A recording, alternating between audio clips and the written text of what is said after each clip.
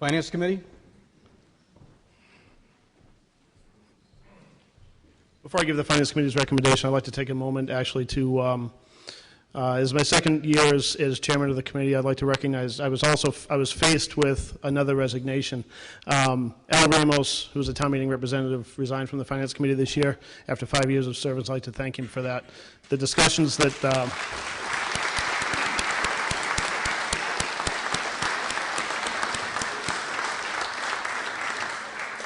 He added quite a bit to the discussion, and I thank him for that as well.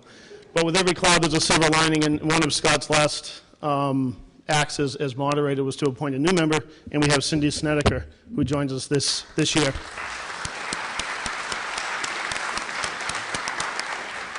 So welcome, Cindy.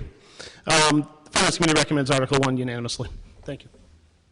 Board of Selectmen? Okay. Any questions?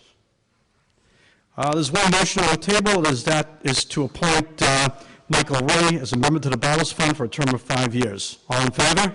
Aye. Opposed? Motion passes. Mr. Ray, you'd like to make a presentation? A report. Thank you, Mr. Moderator, and I thank the body for reappointing me. The Bowers family has a long history in Billerica. I always talk about Mary and Fanny, but the elders in the Bowers family were involved way back to Billerica's inception. As a matter of fact, they were involved heavily when parts of this town were annexed to create Tewksbury, Carlisle, Bedford. Billerica was much bigger at one time. There was another sister as well, Priscilla, who left her entire legacy to the Baptist Church, and it isn't clear in the history, but I'm pretty sure it's the Baptist Church in North Billerica. Another interesting thing about the Bowers family is the Bowers homestead is the home of Eva Marshall, which is on the corner of River Street and Concord Road, that beautiful home that sits there. The present fund members are Eleanor Shea, and Eleanor adds a lot. She worked for many years in the assessor's office. She's familiar with municipal finance, and she knows a lot of people in Billerica, and that's very important. Another member is Jack Conway. Jack Conway comes from a family with public service second to none, and he's an asset. But the two rocks that I call on all the time to help, Jeannie Legallo and Marie O'Rourke, and they are both here every day, all day, and they do all the paperwork, and Marie does a lot of the research and determining whether or not people are eligible for our help or not. And with that said, I'll read the report. On December 9th, 1862, Mary and Fanny Bowers prepared almost identical wills, leaving their entire estate to the town of Billerica. The wills provided that the money be used for the benefit of the poor of Billerica. Article 6 on May 2nd, 1871 town meeting set up the Bowers Fund Commission. Our commission, in keeping with the dictates of the original legacy of the Bowers sisters, has in the past year assisted 21 Billerica families in need. We have used only the interest earned on the principal sum and have endeavored to be as helpful as possible to those less fortunate senior citizens and not senior citizens, I should have said senior, seeking our help as possible. The principal sum is held by the town treasurer, and all disbursements are made and all the investments are made by that office. It is the hope that the commission members that in light of recent drop in natural gas prices, and believe it or not, something did go down, we may be able to offer more assistance in the months ahead that we've been unable to do in the past. The cost of oil and natural gas have a disproportionate effect upon our seniors and low-income households, many of whom live on fixed incomes at or below the poverty level. We will continue to make every effort to assist those in need and be ever vigilant to the terms of the Bowers bequest. And that's respectfully submitted for the commission by me. Thank you very much for your indulgence. Thank you.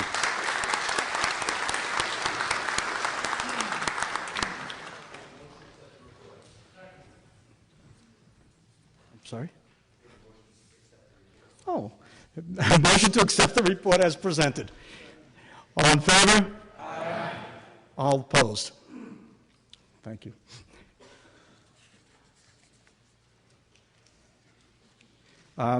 Article 2 deals with hearing reports of town departments, committees, and offices. Are there any reports?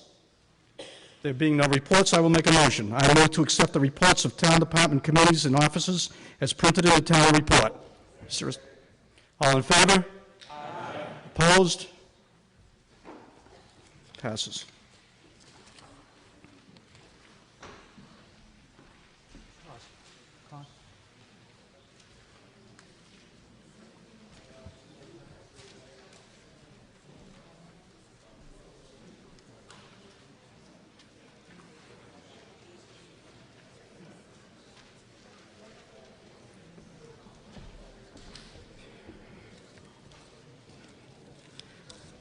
Article 12, I'm going to ask Mr. Rosa to step forward on that. Selectman Rosa.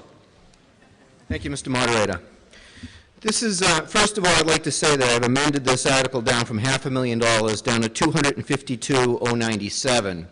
And the reason for that is the Board of Selectmen voted when we instituted the mandatory recycling program that we would try to give back to the residents the difference, the savings that we've had. And that's the savings to date, and I've amended it down to that because that was the vote of the Board of Selectmen to do that. This is the standard warrant article that I put in to give some money back to the taxpayers. It is the mechanism that you need to use to refund or give back the amount that we saved from the rubbish and the recycling. So, thank you. The motion is, I move to transfer $250,097 from free cash to offset the fiscal year 2010 residential taxes. Finance Committee.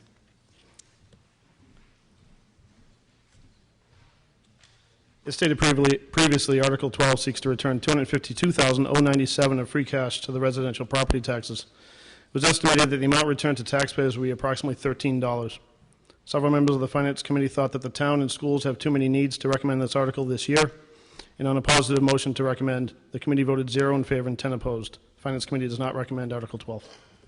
Board of Selectmen. Did not vote. I am going to ask our General Counsel, Pat Costello, to speak on it. Would you please?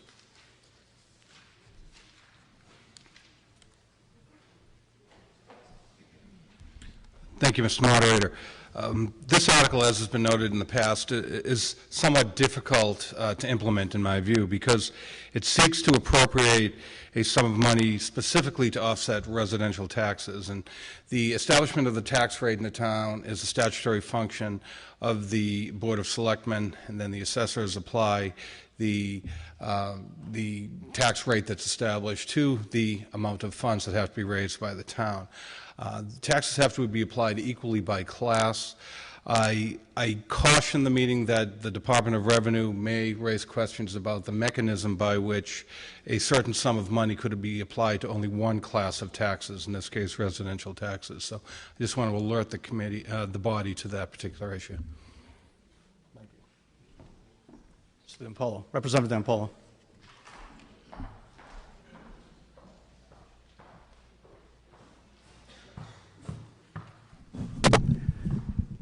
Polo Precinct 5, I guess commercial don't apply here. I don't understand why we pay most of the taxes. I don't think $13 is going to change anybody's status in town.